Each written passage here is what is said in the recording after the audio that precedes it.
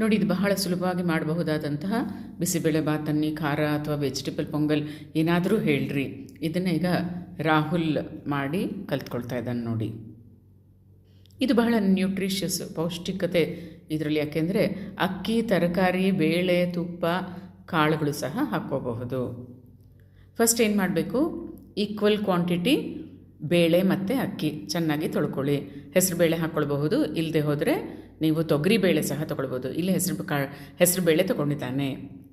ಚೆನ್ನಾಗಿ ಒಂದು 2-3 ಸತಿ ತೊಳಿರಿ. ತೊಳೆದ ನಂತರ ಆ ಕುಕ್ಕರ್ ಪಾತ್ರೆನ ಸ್ಟವ್ ಮೇಲೆ ಇಟ್ಟು ಒಂದು 3ರಷ್ಟು ಅಥವಾ 4ರಷ್ಟು ನೀರು ಹಾಕಿ, ಚೆನ್ನಾಗಿರಬೇಕು ನೀರು.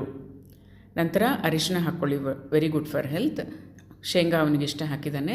ನಿಮ್ಗೆ ಏನು ಬೇಕೋ ಎಲ್ಲ ತರಕಾರಿಗಳನ್ನು ಕಟ್ ಮಾಡಿ ಅದರಲ್ಲಿ ಹಾಕಿ. ಒಂದಷ್ಟು ಸೊಪ್ಪು ಸಹ ಅಂದರೆ ಕೊತ್ತಂಬರಿ ಸೊಪ್ಪು, ಸಬ್ಸಿಗೆ ಸಹ ನೀವು ಹಾಕ್ಕೊಳ್ಬಹುದು. ನಂತರದಲ್ಲಿ ರುಚಿಗೆ ತಕ್ಕಷ್ಟು ಉಪ್ಪು, ಖಾರ ಎಷ್ಟು ಬೇಕೋ ನೋಡಿಕೊಂಡು ಬಿಸಿಬೇಳೆ ಬಾತ್ ರೆಡಿ ಪೌಡ್ರ್ ಇರುತ್ತಲ್ಲ ಅದನ್ನೆಲ್ಲ ಹಾಕಿರಿ. ಹಾಕಿದ ನಂತರ 1 ಸ್ಪೂನ್ ತುಪ್ಪ ಹಾಕಿ ಸ್ಟವ್ ಮೇಲಿಟ್ಟು ಒಂದು 4-5 ವಿಷಲ್ ಬರಲಿ ಅದು. ನಂತರದಲ್ಲಿ ಚೆನ್ನಾಗಿ ಮಿಕ್ಸ್ ಮಾಡಿ, ನಿಮಗೆ ಅದು ತುಂಬ ಗಟ್ಟಿ ಅನಿಸಿದ್ರೆ ಇನ್ನು ಸ್ವಲ್ಪ ಬಿಸಿ ನೀರು ಹಾಕಿ ಮಿಕ್ಸ್ ಮಾಡಿ, ರುಚಿಯಾದ ಬಿಸಿಬೇಳೆ ಬಾತ್ ರೆಡಿ. ಇದಕ್ಕೆ ರುಚಿಗೆ ಸ್ವಲ್ಪ ಹುಣಸೆಹಣ್ಣು ಹಾಕ್ಕೊಳ್ಬೇಕು. ಇಲ್ಲಿ ಹುಣಸೆಹಣ್ಣು ಹಾಕಿಲ್ಲ, ಯಾಕೆಂದರೆ ಒಂದು 3 ದೊಡ್ಡ ಟೊಮೆಟೊ ಹಾಕಿರೋದು. ಸ್ವಲ್ಪ ನಿಮಗೆ ಸ್ವೀಟಿಶ್ ಟೇಸ್ಟ್ ಇಷ್ಟ ಆಗುತ್ತೆ ಅಂದರೆ ಸ್ವಲ್ಪ ಬೆಲ್ಲದ ಪೀಸು ಹಾಕ್ಕೊಳ್ಬಹುದು.